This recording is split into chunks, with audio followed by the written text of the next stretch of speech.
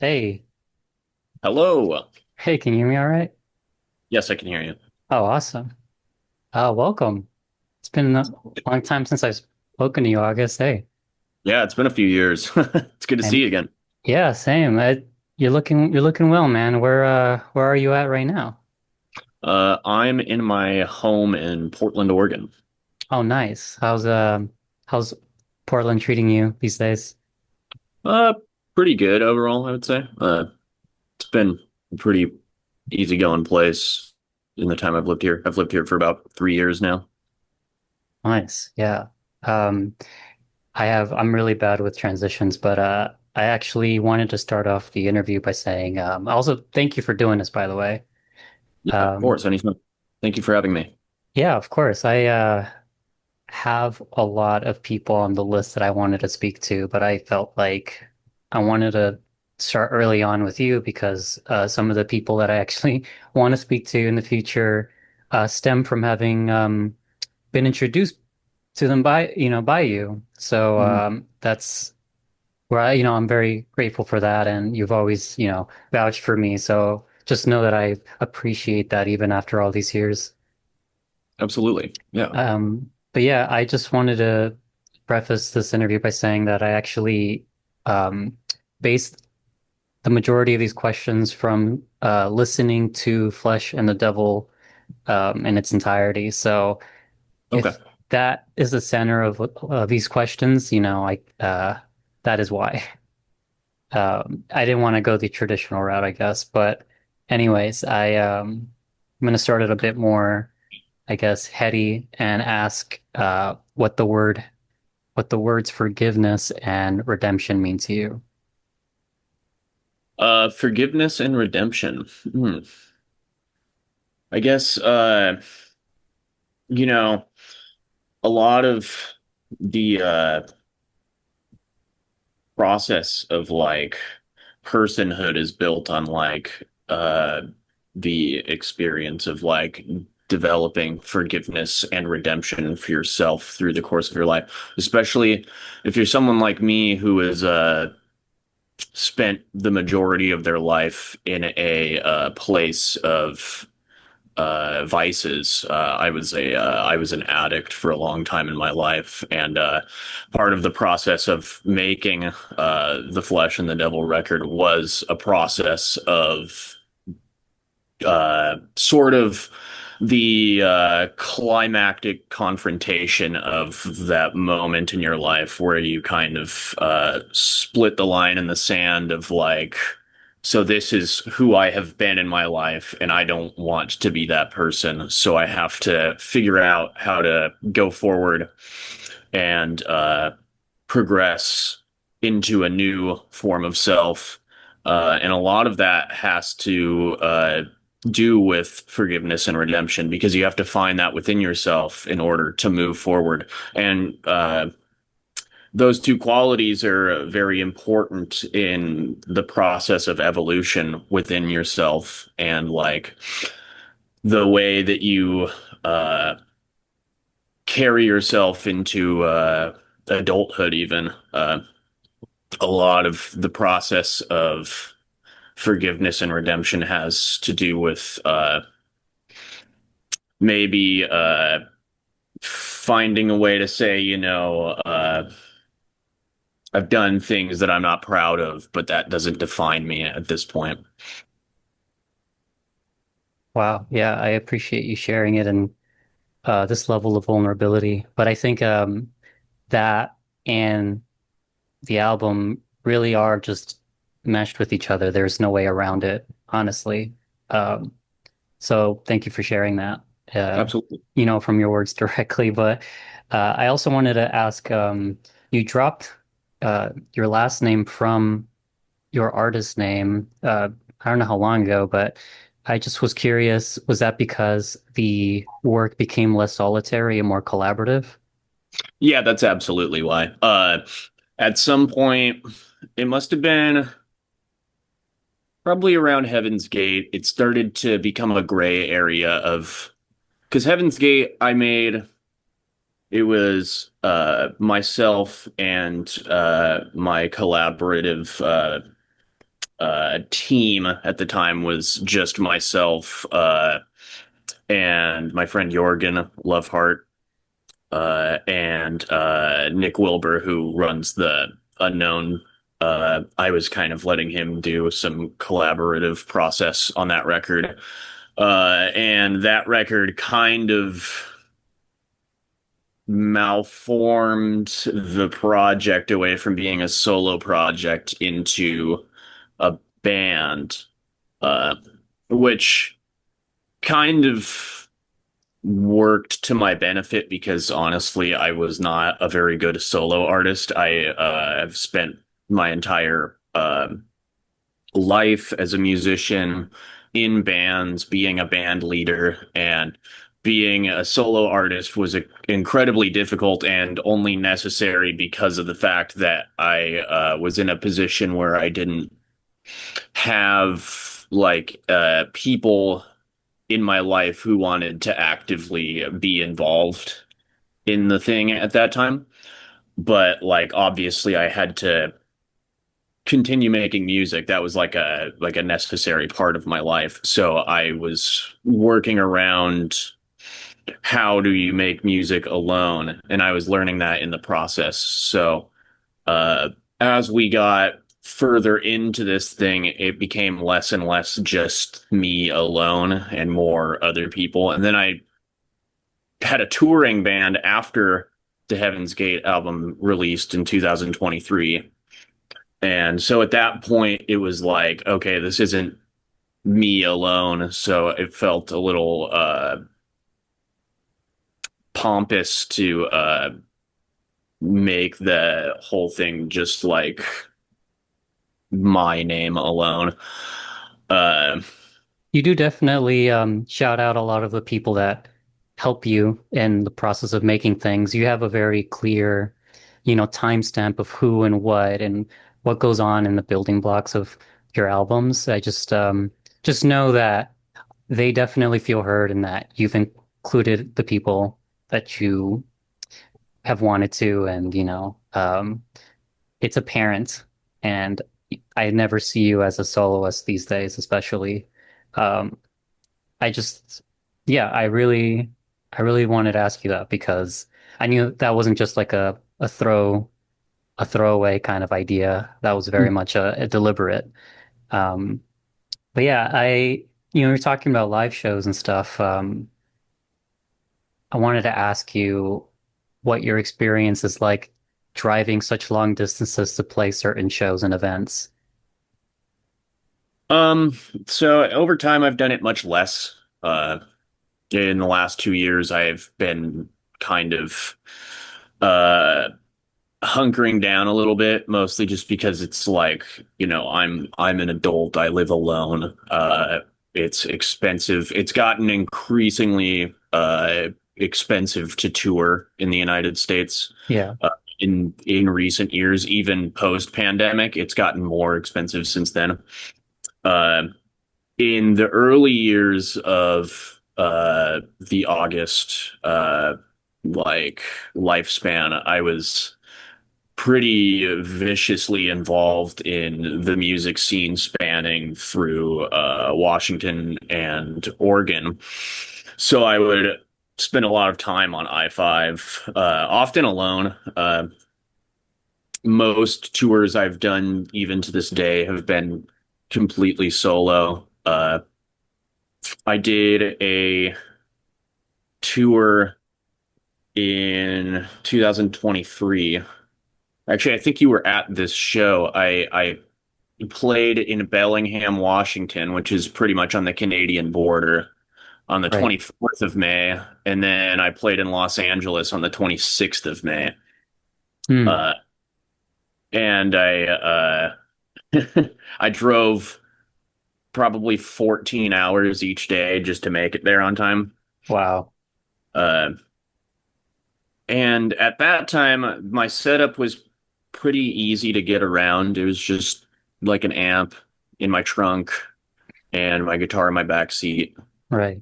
Uh, and I guess like I kind of didn't think about it this way at the time, but now I more so do that. I think that a lot of the time I spent in like the transitory periods of like getting from one place to another kind of influenced the like trajectory of drone music that I was making because Makes sense. Yeah. you're kind of in like a constant like stasis. And so that was kind of making up a lot of my life at that point was like the constant stasis of just being hypnotized by the road. Uh, so like I personally wouldn't recommend most people take the method to like playing shows that I did when I was starting this project because you're gonna lose a lot of money. And in this current time frame, now being 2026, it's just like I hear from a lot of touring artists that like it's just not the same as it used to be. It's really, really expensive and it's incredibly difficult to maintain it at this point, which is kind of a gloomy sentiment, but that's kind of why I've hunkered down a little bit. I try to tour more focused, like get one proper tour in a year rather than like three micro tours spread out through the West Coast in a year. Right. Yeah. That's I really I think that's a good idea. I Yeah, think for your own health, you know. And yeah, just the state of things, it does make sense to just sort of hunker down and sort of see what resources are at your disposal within, within your state, honestly. yeah. But that being said, the unknown studio in Anacortes, Washington, has become sort of your haven for recording a lot of your music throughout the years. And I know you're in the midst of making a new album right now. I just wanted to ask if remnants of your older bands like Contra and Triage sort of reappear in that next work, or if The Flesh and the Devil was sort of your way of closing those chapters in your life. So my bassist was in both Contra and Triage, Aiden Blau. Hmm. We've known each other for 14 years now, I think, something like that. Uh, and we've been playing music together for about that long. So like I kind of see like Flesh and the Devil was kind of our way of because we had these pieces of songs on that record that like for example uh two songs in particular stand out. The ending to Impossible Man was a riff from Contra that we wrote back in probably 2013 or 14. Right. And the ending to the original Tortured Poet was also actually that entire song for the most part from the verse to the ending was all written probably when I was 15 or 16. All the lyrics and then the riff at the end that ends the song. That was also contra material. Right. We put it back around because of the fact that it never really got like it's like there's a demo tape that exists of Contra's material, but that was only two songs out of the like 10 songs that we had. Yeah. And he brought back the parts that we thought were the best parts of that band and recontextualized them into new songs that fit like where we were at that point in our lives.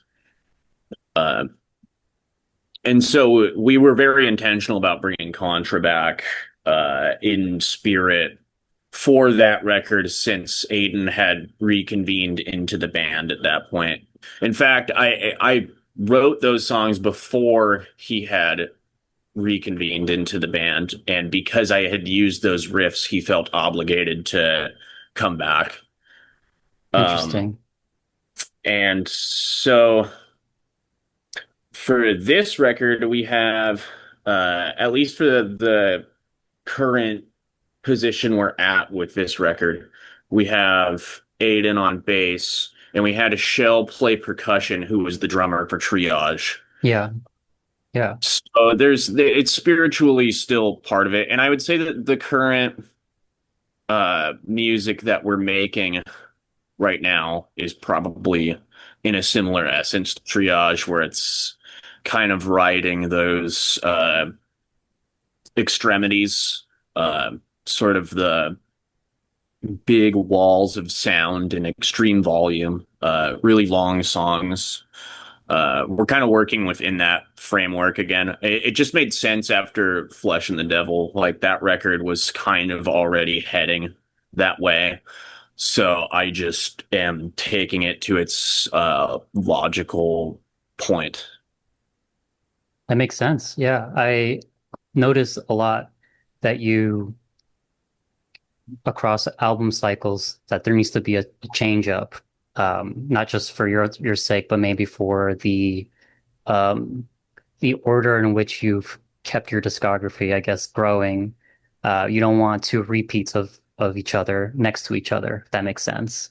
Yeah. Um, but anyways, and the album is very sprawling and somehow very well put together because I know these are all like, fragments of pieces that you've put together. And I just wanted to ask you, moving forward, and what's ahead of you? Is your songwriting more linear, or is it still sort of dipping into what's left in the vault, I guess, of your headspace? Um, at this point, I think I've got a pretty forward trajectory when it comes to what I'm writing. Uh, of course, I've made so much stuff, uh, not just like music, but like also like my old poetry. Uh, so I kind of end up pulling from things if they feel like, yeah, there's the book. Wow. Look Yeah, at I have a that. pile of your CDs like to the side here for this very occasion. I don't know if the camera's gonna pick it up. Wow, look at that. That's Yeah, quite a collection right there. yeah, I made an effort to listen to a lot of it on my car drives to and from work, sort of to get ready for this interview, but I didn't get a chance to finish it all because it was a lot. Yeah, Um, there's so much stuff. yeah, but I really like I never found myself like, or let me word it this way. Driving while listening to your music, I think very much ex is something that goes back to what you were talking about earlier about your long drives and about being stuck in sort of a hypnotic state and whether that's, creatively or just, quite literally doing the same thing for hours on end, like driving. Like I felt like my 18 to 20 minute drives to and from work were like way longer because I was just so absorbed in the work. And I could see how maybe some of your creativity stems from that. And to make something that's like, makes you feel like we're in your shoes, honestly, and where you're at and what you want to convey. And it feels like I can feel you creating it in the room almost. Uh, Totally. um, but yeah, I just wanted to ask you about sort of you said you were hunkering down now, and I was wondering uh, what kind of, would you say that you found more of a sense of family now in these 3 years? However you want to use that term. Um, yeah, well, I would say that there was sort of a there's sort of a period where there was like a shift in my thoughts about uh like how to make music, which led me to ending Triage, only to like kind of realize that maybe it was kind of a move towards like finding my own voice, uh, and that's kind of what led to it being like a solo project, and it was sort of at one point or another a little bit of a difficult experience making the solo project work in a live setting because there was no real guidelines to work by, and the music that I was making in record format benefited from the fact that I was able to overdub everything, and you can't do that in a live experience. So the music that I was making maybe still sounded somewhat like a solo project on the recording, but was a little bit more uh it felt a little more orchestrated than live. And so it was less that I like found a family in recent years and more like I brought the family back into the picture. And it's been kind of a shifting lineup mostly because as I've uh, gotten older, there's been more people who have wanted to just dip their toes into the band, if only for like a tour. But now there's a pretty steady lineup at this point, mostly just because like we're the ones that like are in for the long haul and kind of have the language development with each other to make sure that this thing is as large as it is becoming at this point. So I would say that I've kind of ended up going full circle with like sort of the personnel involved at this point. And so it was more like a hero's journey arc where you end up back where you started more or less.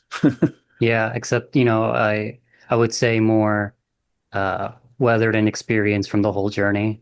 Yeah, exactly. Um, do you feel sort of excited in that sort of maybe the square one is a way for you to um, start over and in your best possible, I guess, uh, to your vision, I guess, more than just sort of waning into it like, you know, just living as a human and being younger and stuff. Yeah, so like I guess the like the motive behind where the departure came for me with triage was that I was making most of the music, not all of it, but a lot of it was my music that I was very particular about how it sounded. I was very particular about how the band sounded. I was very particular about how it was received and what it looked like. And like I allowed people's songs to come into that, but at some point it felt like I was kind of uh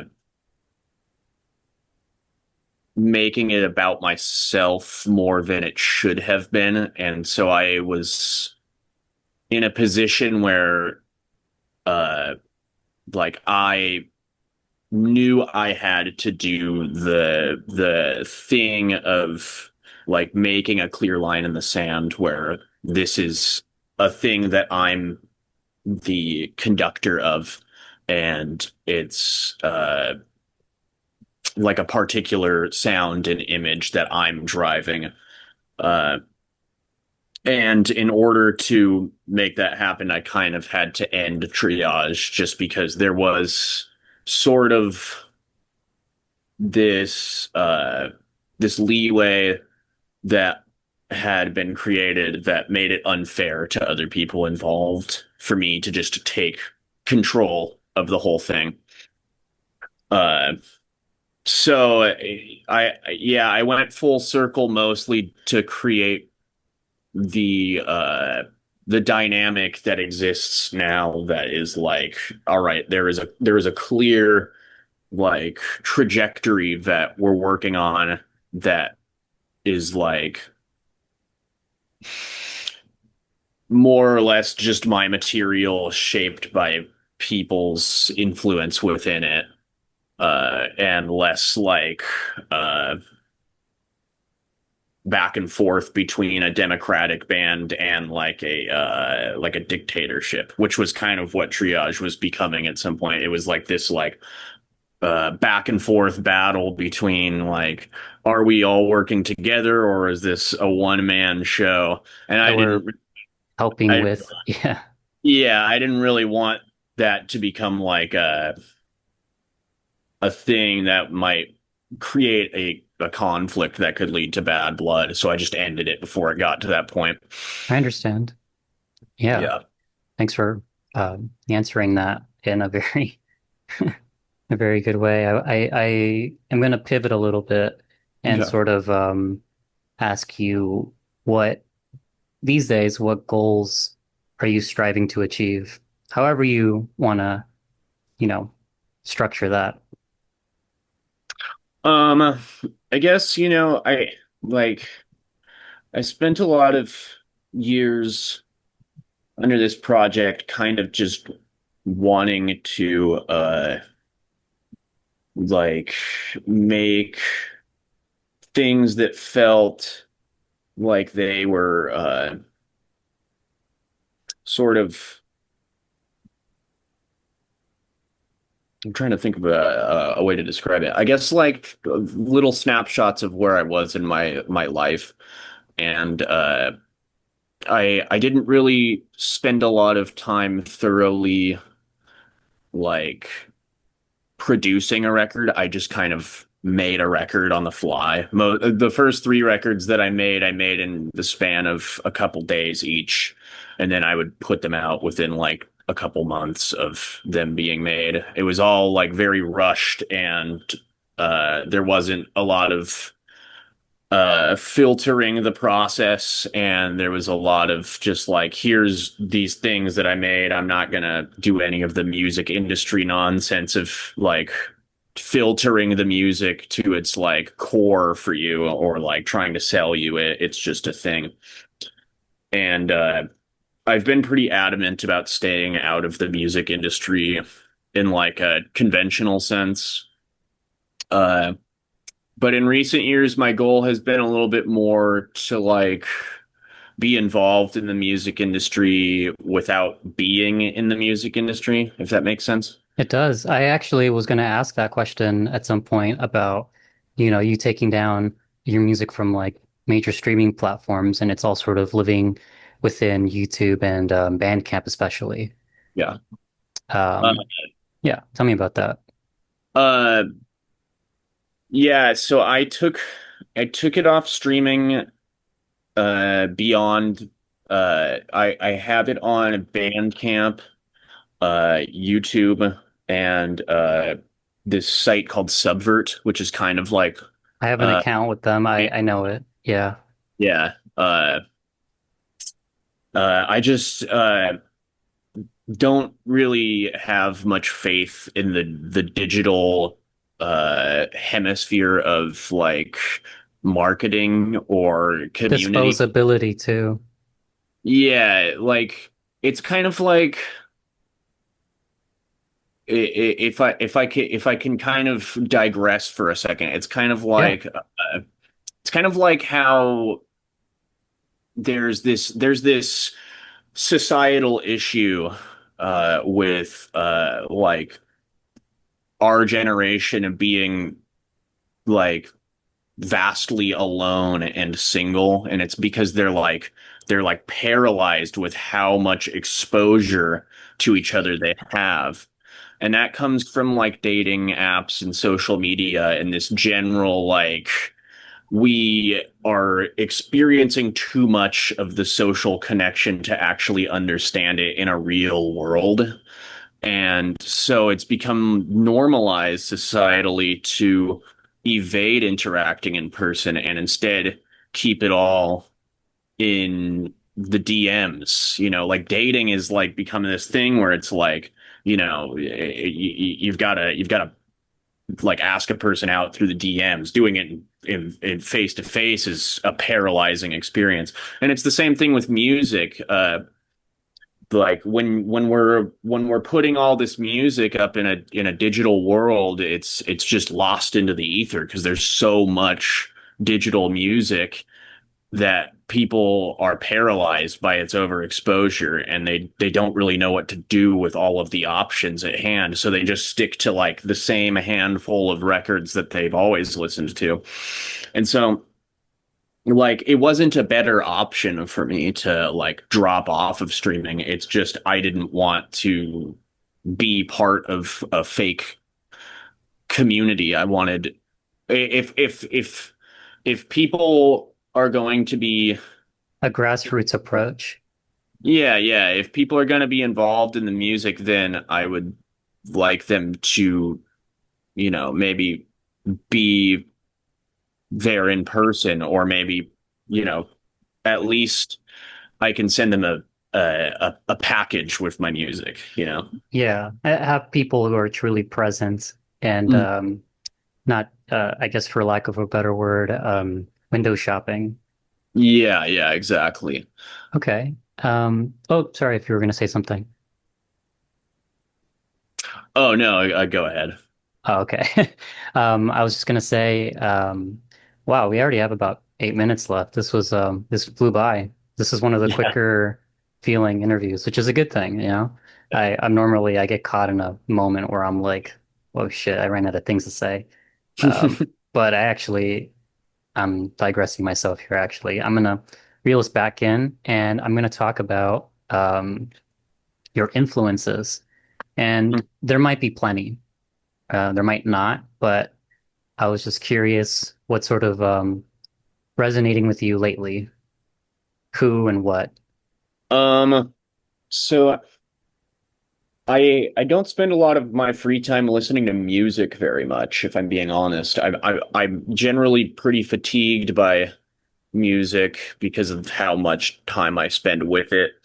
And like my band practices are extremely loud. My band is incredibly loud at this point. So like usually my ears need time to relax. But if I were gonna, if I guess spiritually right now, I've been taking a lot of like how I think about uh the record that I'm making from like Miles Davis's Bitches Brew record. Right. And that Nice. he approached recording for In a Silent Way and Bitches Brew, which was like pretty it was pretty controversial for the time in the jazz music world because he wanted to take a series of sessions of the same material over and over again that they were just like rehearsing essentially while the tapes were rolling. And then he would just take sections of the material that they were working on and splice them all together. And at the time, a lot of jazz critics viewed that as like a rock and roll way of doing things, especially in the late 60s, because jazz musicians were expected to just do one take completely organically, and that was the final product. Right. Uh, so I've been taking a lot of influence from that. Uh, I've also been kind of sitting with the new Shearling EP that came out yesterday.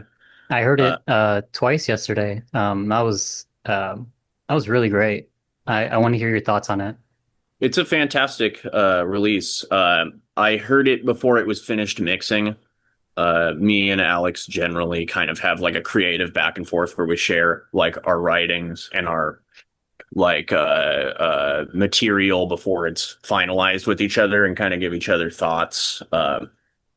And so I heard it when it was still in its rough mix stage, and I mean it's a strong departure from what they were doing on their previous record, but it's Right. also like spiritually still Shearling at its core. At the most like valuable points of what that band is, it's still there.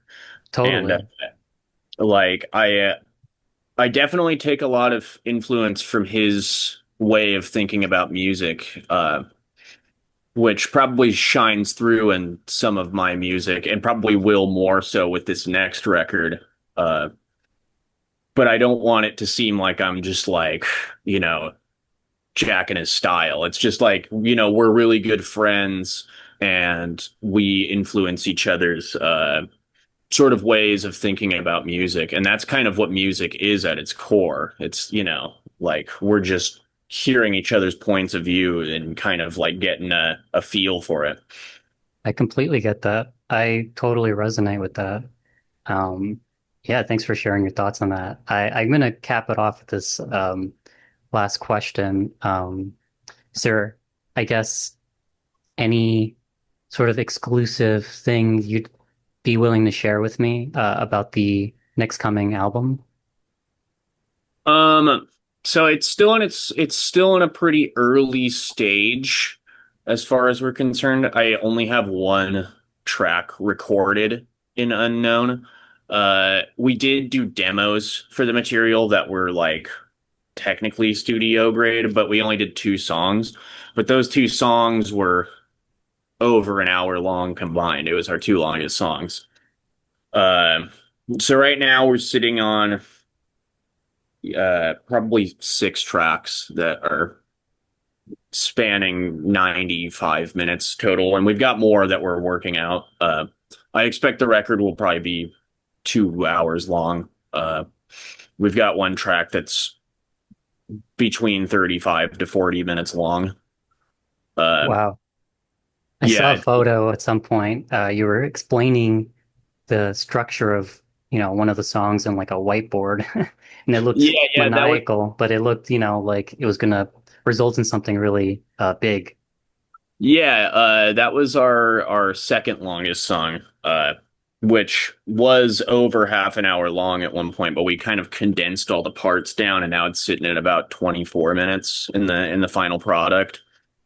Uh, I had to teach my drummer Nick how to play it on the fly, just because some stuff came up with lineup changes that were pretty abrupt. Uh, but that song is yeah, it's about 24 minutes long. It's pretty similar in essence to like what Triage was doing, except maybe with a little bit more maturity, and it's a lot more structured than that material was. That stuff was very like structured improv based. Thank you And for sharing that'll that. that'll probably be the trajectory for most of the record.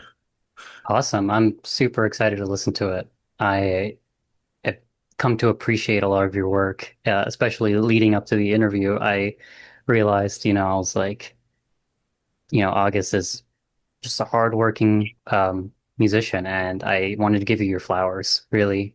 So thank you for taking the time to talk to me. Yeah, thank you so much for having me. This has Yeah. been great. Oh, awesome. Yeah. Maybe we'll do this again on the release of your next album. Yeah, totally. We should do that. It's probably going to be a bit of a while here. All of us live in different states currently, so it takes us a long time to make things happen. But We'll make it work. Yeah, thank you. And I have no way to exit um, softly, so I'm gonna give you a thumbs up. all Have a right. good rest of your day. Yeah, you All right, later, man. have a good one. You too.